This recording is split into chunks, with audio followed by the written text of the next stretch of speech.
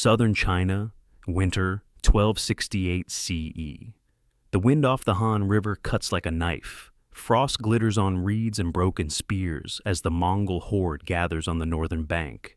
Tens of thousands of horsemen, wrapped in furs, their breath steaming in the cold, wait beneath banners that ripple black and white in the pale light of dawn. From a distance, the world is nothing but hooves, mist, and iron. Across the frozen water, the twin fortresses of Xiangyang and Fancheng rise from the earth like twin mountains of stone. Their towers, buttresses, and massive gates gleam under a thin skin of frost. Beyond those walls lies the last great stronghold of the southern Song dynasty, the final obstacle between Kublai Khan and the riches of China's heartland. The Mongols have never failed. They have burned the steppes of Central Asia, broken the walls of Baghdad, and crushed kingdoms from Korea to Kiev. But here, in this narrow valley of river and stone, they meet something they cannot outflank. Their horses sink into marshes, their arrows shatter against granite. The great Khan's empire, built on speed and terror, has met a wall that does not fear the storm. Inside his command tent, Kublai Khan studies the city through a gap in the canvas. The faint glimmer of the river reflects in his dark eyes. Around him, generals and envoys from a dozen nations stand waiting. Mongols, Turks, Chinese defectors, Persians, bound together by conquest. Kublai's voice is low, deliberate. If Xiangyang falls, he says, the Middle Kingdom will kneel. The generals bow. Arik Kaya, commander of the siege, clenches his fist over his chest. My Khan, he declares, our arrows will blacken the sky. Their walls will crumble before spring, but spring comes and goes, and Xiangyang stands. The first assault begins under a clouded sky. Drums pound from the Mongol lines, echoing off the river like thunder rolling through the valley. Thousands of riders charge, bows raised high, loosing black-feathered arrows in endless volleys. The air fills with their whistle, the voice of death. Yet the city does not answer with fear. From the walls, Song crossbowmen respond in silence. Their bolts, heavy, iron-tipped, streak through the air like lightning. Mongol horses collapse mid-gallop. Riders tumble into the frozen river, their armor dragging them under. The surface boils red.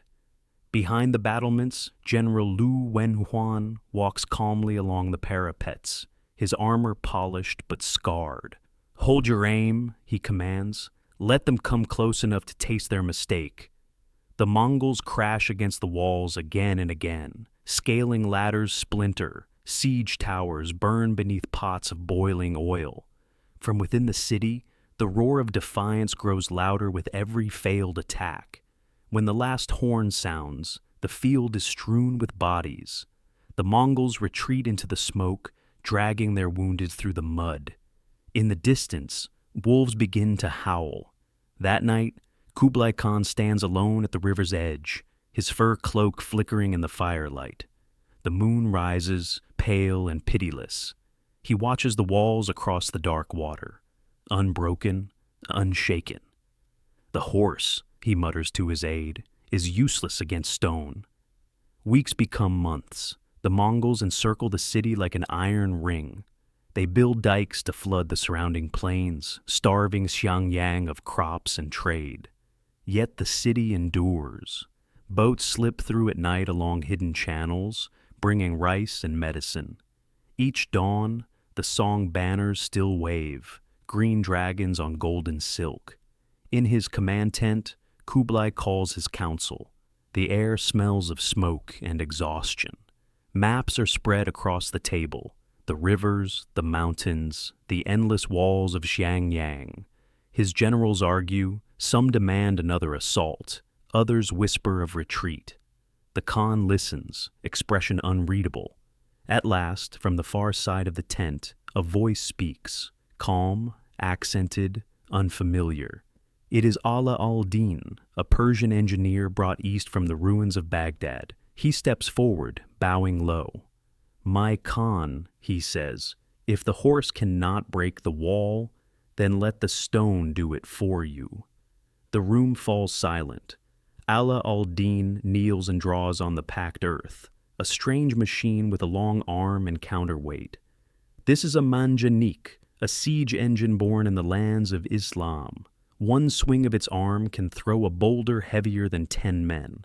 I have seen its stones tear the gates of Aleppo, the walls of Damascus. It can tear this city too. Kublai studies the sketch, his eyes narrowing. "How long?"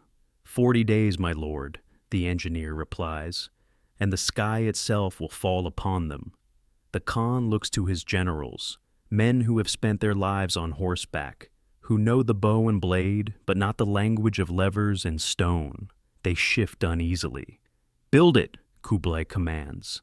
"Let them see what empire truly means." The order spreads through the camp like wildfire. Trees fall, iron is smelted, ropes are twisted from the hides. Spring 1269 CE. The Mongol encampment outside Xiangyang. The snows have melted into mud, and the great river moves once more. The Mongol camp stretches for miles, a city of smoke and canvas, iron and ambition. Horses graze on trampled fields beside half-built siege platforms. The air is thick with the smell of pine tar and the clang of hammers striking steel. Amid the din, something new rises.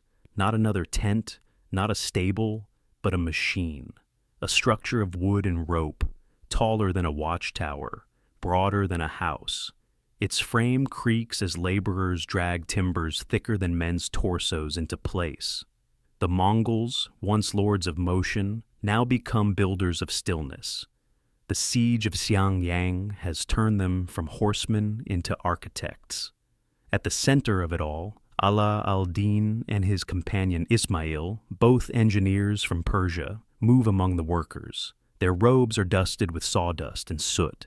In their hands they hold plans inked on parchment, curves, angles, and equations that few in the East have ever seen. When they speak, their language bends the air.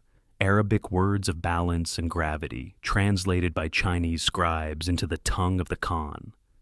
"No bow can throw a stone," Ala al-Din tells the Mongol overseer, his voice steady despite the wind.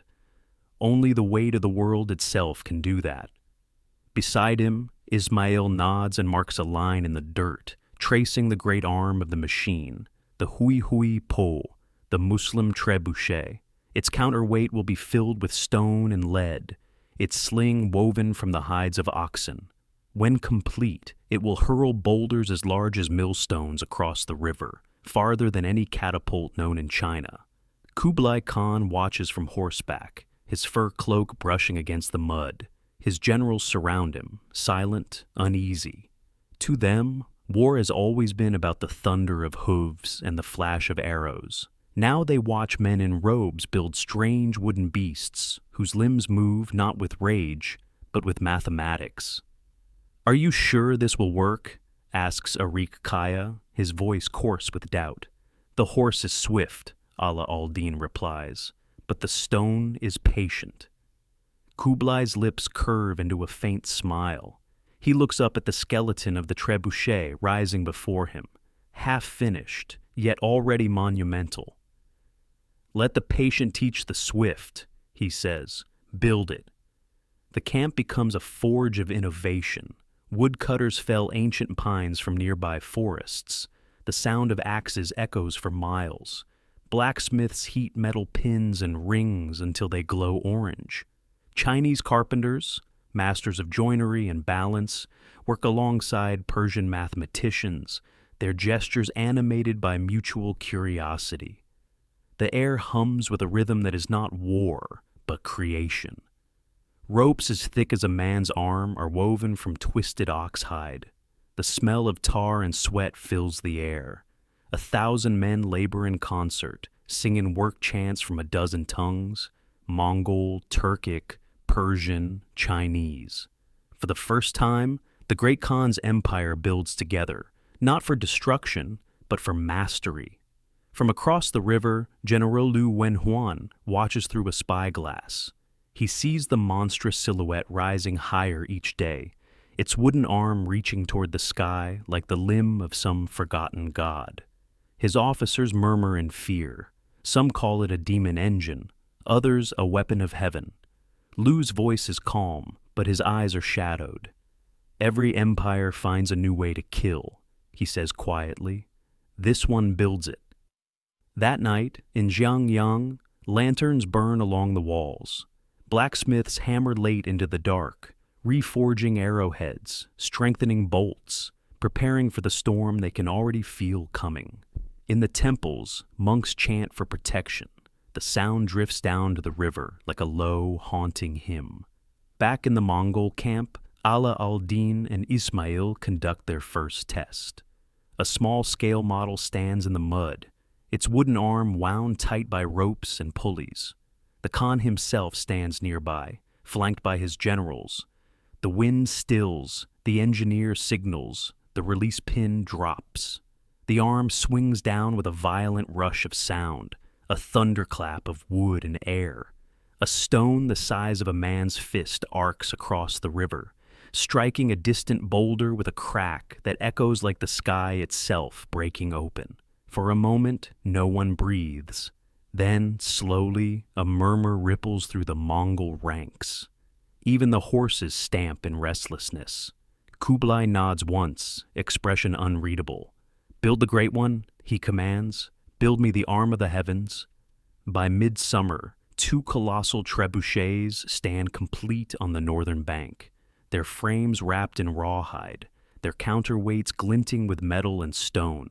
Each is guarded by ranks of soldiers as if it were sacred. The engineers move like priests before an altar, checking tension and balance. As the final ropes are coiled and the slings inspected, Ala al-Din stands atop one of the machines. He looks across the river at Xiangyang's towers, catching the evening light, and he whispers softly, almost in prayer, "The walls of men are strong, but even walls must listen to the laws of the earth below." The Khan watches in silence. Around him, the camp holds its breath. The era of horse and bow is giving way to something greater.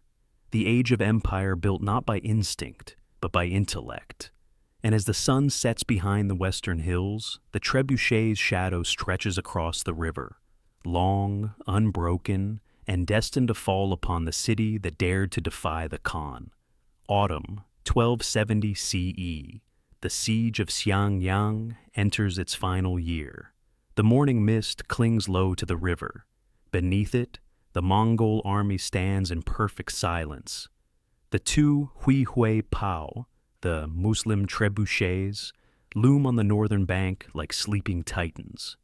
Their wooden arms gleam faintly in the pale light, wrapped in hide, balanced with counterweights of lead and stone. Every rope is coiled, every sling oiled, every soldier waiting for the command that will change the course of war in China. Across the water, Xiangyang still stands proud.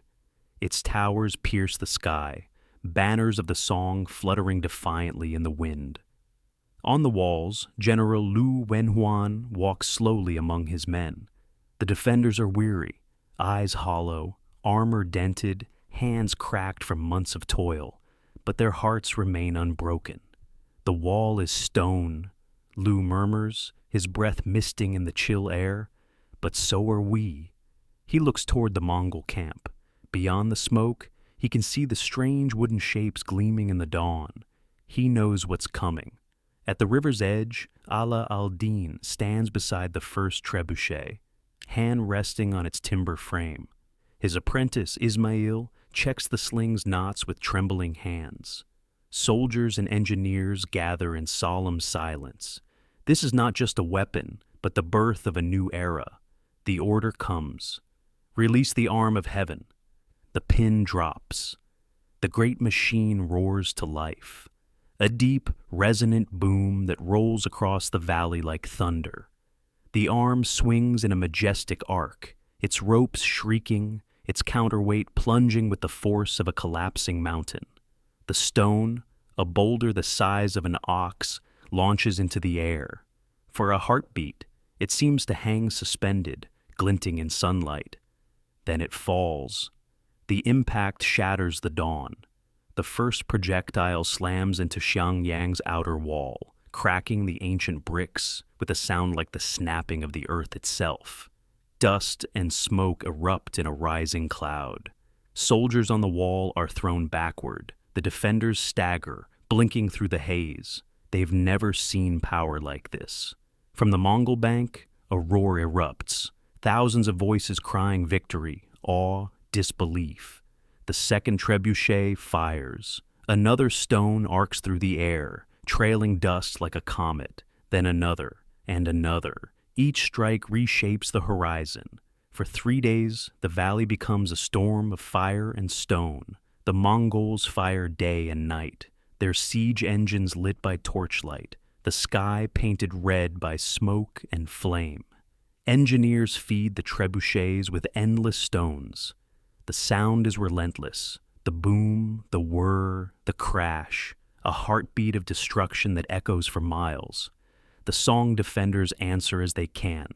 Flaming bolts, boiling oil, desperate sorties under cover of darkness. At night, their arrows streak like falling stars, but the walls tremble with every impact, each sunrise revealing deeper cracks. They strike with the patience of mountains, Lu tells his captains. We will answer with the endurance of rivers. And still, he fights. Inside the city, the world turns to chaos. Civilians flee through narrow streets as stones tear through roofs and temples. Monks rush to carry relics from collapsing shrines. In the marketplaces, the smoke is so thick it turns day into dusk. Yet the bell of the central pagoda still tolls, a slow, steady rhythm that refuses to die. By the river, flames devour the docks. Boats burst apart as Mongol firepots crash among them. Oil, tar, and pitch igniting the water itself. The river burns, reflecting the siege like a mirror of hell. On the northern bank, Ala al-Din watches through the smoke, his face unreadable. Ismail stands beside him, eyes wide. "We built this," the younger man whispers. "No," Ala al-Din replies softly. "We revealed it. The world has always known how to fall. When the dust finally settles, a section of Xiangyang's wall is gone. The river wind sweeps through the breach, carrying with it the smell of ash and shattered stone. Mongol drums thunder once more, not for intimidation this time, but for advance. Kublai Khan rides forward, his cloak rippling like a banner of night. The engineers bow as he passes, the trebuchets towering behind him like monuments of empire. He stops at the water's edge, gazing at the broken wall across the river. "Stone taught us patience," he says, his voice low. "Now, it will teach them surrender." The wind howls through the ruins. On the far side, song banners still flutter weakly amid the smoke. But the fate of Xiangyang is sealed. The age of the horse has ended. The age of fire and stone has begun. Winter 1271, CE, Xiangyang and Fancheng, the gates of the south. The frost has returned. The Han River flows dark and swollen with ash and melted snow. Across its wide, scarred waters, two cities stand like wounded beasts. Xiangyang on the southern bank, Fancheng on the northern, both once proud, now broken, bleeding, and silent. Their towers lean like old sentinels. The air smells of soot, wet stone, and death. For 3 long years, these twin fortresses have endured what no other cities dared. They have defied the Mongol horde. Yet now, even defiance begins to freeze. From the northern plain, the Mongol banners rise again, black, white, and crimson, snapping in the icy wind. Beneath them, tens of thousands move in perfect rhythm. Kublai Khan's army, no longer just nomads, but a machine of empire, has learned patience, learned siege, learned civilization's cruelest art, endurance. Between the rows of tents, the Huihui Pao still stand, silent but ready, their massive arms glistening with frost. Horses snort clouds into the cold air. Persian engineers check the ropes. Chinese scribes record logistics by lamplight. At dawn, the horns sound. The ground shakes once more. The trebuchets roar to life, a chorus of thunder that splits the winter sky. Stones the size of carts sail across the river, striking Fancheng first. The city's northern wall bursts open like rotten fruit. Snow and dust explode together, a cloud that turns day to storm. Inside, General Lu Wenhuan watches from Xiangyang's ramparts, his face streaked with soot. He can see his sister city burning across the water, the towers collapsing, the Song banners falling one by one. His aide trembles beside him. Fancheng cannot hold, the young man whispers. Then we will hold for them, Lu replies, until the river itself runs out. But the river is already turning red. In Fancheng, the defenders fight street to street. Arrows pierce the snow, torches are thrown from rooftops. Oil ignites along the walls. The Mongols advance like an unending tide, disciplined, methodical, unyielding. For every breach, they rebuild their ladders. For every man who falls, 10 more step forward. At the city's heart, a temple burns. Inside, wounded soldiers kneel among toppled idols, praying not for life, but for honor. The flames lick the painted faces of the gods as if devouring even heaven's silence. By dusk, the gates are gone. Fancheng falls. Night descends, but the siege does not rest. The river glows faintly with firelight, and across its surface the Mongols launch boats laden with stones, ash, and corpses. A grim tide carried towards Xiangyang. From the southern walls, Lu Wenhuan watches the drifting wreckage. His men are gaunt, their armor cracked, their eyes hollow. In the frozen air, the cries of the dying from across the water sound like ghosts calling home. Still, he refuses surrender. If we fall, the south will burn, he tells his captains. Let our ashes buy them time. And so, Xiangyang burns alone. The Mongols turn their fury to the last fortress. The trebuchets move closer, mounted now on barges that float across the river. Under torchlight, the engineers guide their aim. Stones smash through the towers, bridges crumble, wells are poisoned by debris. For weeks, the bombardment never stops. The defenders sleep beneath broken walls, the air thick with smoke and prayers. In the city's final days, food runs out. Dogs and rats vanish. Mothers boil leather from shields to feed their children. In the great hall, Lu Wenhuan stands before his surviving officers.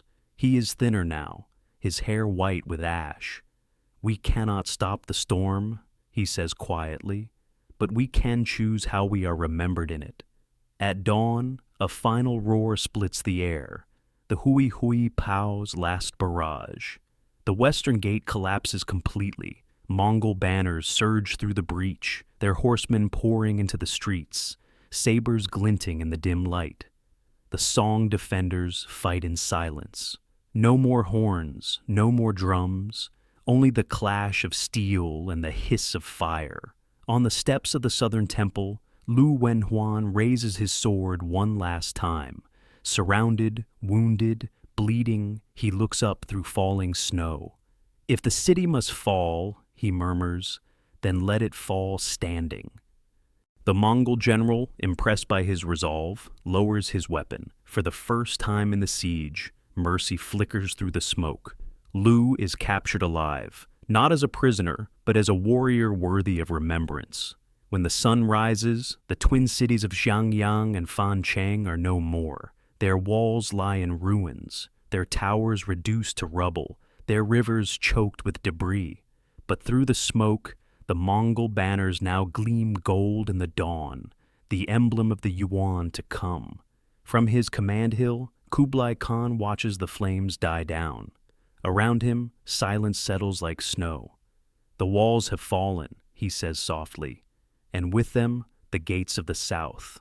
He turns toward the horizon, toward the vast heart of China, now open and waiting, The conquest of the Song has begun, and with it, the age of the Yuan, spring 1272 CE, the ashes of Xiangyang.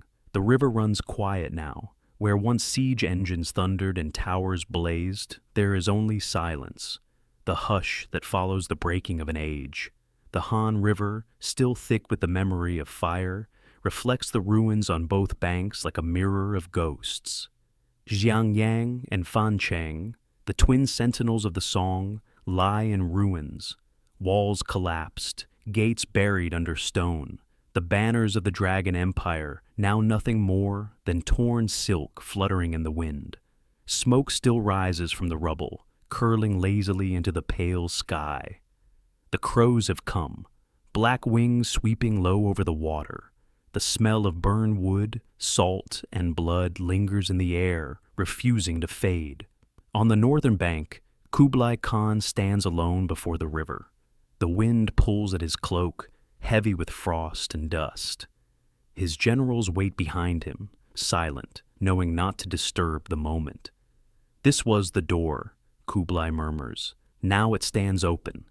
He looks south, beyond the ruins, beyond the mountains, toward the heartland of the Song, where cities glitter like jewels and the Grand Canal winds through fields of silk and rice. The Khan's breath rises in the cold. In his eyes burns not triumph, but understanding. He knows what has been unlocked. In the days that follow, the Mongol army moves south. The frozen plains give way to the lush valleys of the Yangtze. The drums of conquest echo through villages that have never heard them before. Chinese merchants flee along the roads. Farmers bow their heads as cavalry pass by. Yet, amid fear, there is also wonder. The realization that the horsemen from the steppe now move like emperors, not raiders. Kublai's court travels with him, a tapestry of nations and tongues. Persian engineers ride beside Chinese scholars, Uyghur scribes beside Tibetan monks. Banners of blue, red, and gold flutter above the long columns of soldiers and wagons. Portable temples burn incense beside the idols of the steppe. The empire, once scattered like dust on the wind, now moves as one. At night, under the flicker of campfires, the Khan's council gathers. Maps are unrolled, rivers, mountains, trade routes, cities, all drawn in careful ink by Chinese hands. Kublai studies them in silence. The firelight glints off his eyes as he speaks. The steppe gave us strength, he says, but stone and scroll will give us eternity. Around him, his generals exchange glances. Some nod with understanding, others frown, uneasy. The empire is changing, and they feel it. In Dadu, the new capital rising in the north, architects begin to carve the future. The Khan has sent word ahead. A city of marble and order, born from Mongol ambition and Chinese craftsmanship. Streets wide enough for 10 horses abreast. Palaces of jade and lacquer. Gardens of plum and pine that mirror the heavens. The Huihui Pao engineers, their weapons now silent, turn their knowledge to peace, designing aqueducts, mills, and bridges. Chinese artisans, freed from siege duty, shape temples in honor of both heaven and the Khan's ancestors. The empire builds as swiftly as it once destroyed. In one corner of the capital, a poet sets down words on silk. From dust they rode, and dust they turned to gold. From the steppe they came, and the steppe became the world. Far to the south, in the shattered provinces of the Song, word spreads, Xiangyang has fallen. The people whisper the name Kublai as both curse and prophecy. Some flee inland, others bow to the inevitable, opening their gates to Mongol envoys bearing scrolls instead of swords. Temples ring their bells for peace. Scholars who once wrote of defiance now write of destiny. The mandate of heaven, that invisible chain of legitimacy, begins to shift. The dragon banner of the Song droops in the rain. The rising Yuan symbol, golden and unyielding, spreads across the north. Cave. By the year's end, The southern rivers flow under new rule. Mongol cavalry no longer raid, they patrol. Chinese soldiers, once defenders of the Song, now serve in the Yuan's ranks. The treasury fills again, not with loot, but with tribute. Bridges are rebuilt, trade returns, the Silk Roads reopen under a single flag. Kublai rides once more to the river's edge, not to conquer, but to watch. The ruins of Xiangyang stand quiet under the fading light. Grass grows where corpses once lay. The stone foundations gleam faintly beneath the sunset, washed clean by time. The horse conquered, he says softly to himself, but the law will rule. He turns to his scribe. Write this, he commands, that from this river began the empire of the Yuan, the empire that will outlast the dust. And so it was written. In the chronicles of the East, the fall of Xiangyang became not the end of a dynasty, but the dawn of a new one. The Song faded into legend, and the Mongol became emperor. Where trebuchets once hurled death, bridges now carried merchants. Where fire once fell from the heavens, paper and ink now spread across the land. The birth of the Yuan Empire was not just the triumph of conquest. It was the union of opposites, horse and scholar, steel and silk, nomad and emperor. And beneath the vast sky of Asia, from the steppe to the sea, the echo of Xiangyang remained, not as ruin, but as the foundation of empire.